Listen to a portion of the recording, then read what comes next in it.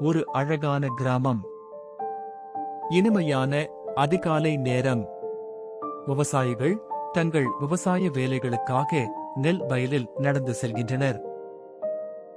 ஒரு பண்ணை வீடு, அதில் ஒரு குடும்பம் வசித்து வருகின்றனர். கணவன், அவரது மனைவி மற்றும் அவர்களின் மகன்கள். அவர்கள் தங்கள் வழக்கமான வேலையை செய்கிறார்கள். மனைவி சமையல் வேலை செய்கிறார். கணவர் அறையில் அமர்ந்திருக்கிறார். மகன் படிக்கிறான். வீட்டிற்கு வெளியே யாரோ பேசும் சத்தம் கேட்டு வந்து பார்த்தாள். 3 தூதர்கள் அமர்ந்திருந்தனர். அவர்களை பார்த்து அவள் சொன்னாள், உள்ளே வாருங்கள், உணவு தருகிறேன், சற்று இளைப்பாறிப் போகலாம் என்று. ஆனால் வந்த தூதர்களோ, இல்லை அம்மா, நாங்கள் யாராவது ஒருவர்தான் வருவோம். இவர் பெயர் செல்வம், மற்றவர் பெயர் வெற்றி, எனது பெயர் அன்பு.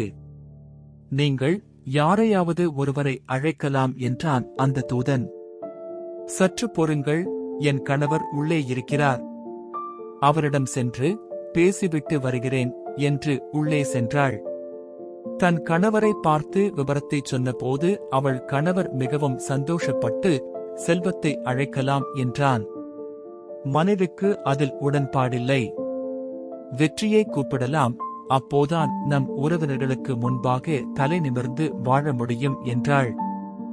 அதை கவனித்துக் கொண்டிருந்து அவர்களது மகனோ, ஏன் நாம் அன்பை அழைக்கக்கூடாது, நம் வீட்டிற்கு அன்புதான் அவசியம். அம்மா, அப்பா, நீங்கள் இருவரும் அன்பாக சண்டை போடாமல் இருக்க முடியும். நீங்கள் இருவரும் என்மேல் அன்பை வெளிப்படுத்த முடியும். நானும் உங்கள் மேல் அன்பு செலுத்தி சந்தோஷப்படுவேன் அல்லவா என்றார்.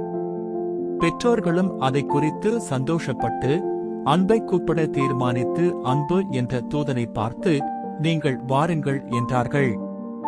அன்பு என்ற தூதன் வீட்டிற்குள் நுழையும் போது அன்பின் தூதனுக்கு பின்னால் செல்வம் மற்றும் வெற்றி என்ற தூதர்களும் உள்ளே வந்தார்கள்.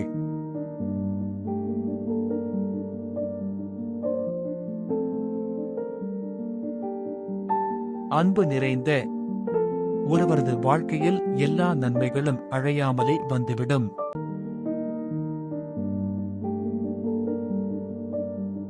எல்லாவற்றிற்கும் மேலாக ஒருவரிலொருவர் ஊக்கமான அன்புள்ளவர்களாயிருங்கள். 1 பேதுரு 4:8